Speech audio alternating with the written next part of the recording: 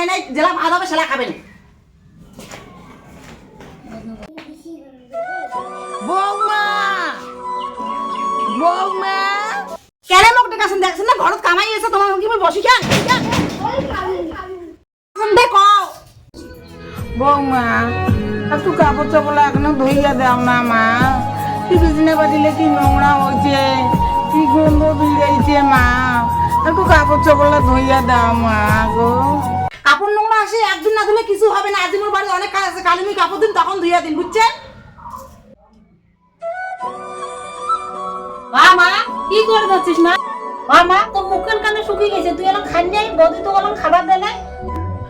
না হয় মা, রান্না বান্না হয় নাই, তোর দিয়েছি ভাত রান্ধিতে হচ্ছে।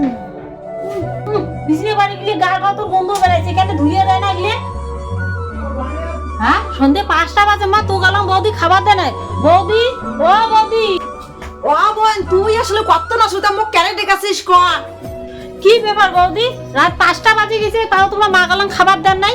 আর মার বিছনে পাটি জামা কাপড় কি শরীরে গন্ধ বার হয়েছে, কেন এগুলো ধুইয়ে দেন না? তুই না আসলে তো বুঝতে পারলাম না মা যে এত অযত্নে আছে। মানুষের কি মানুষের সাথে এরকম ব্যবহার করে?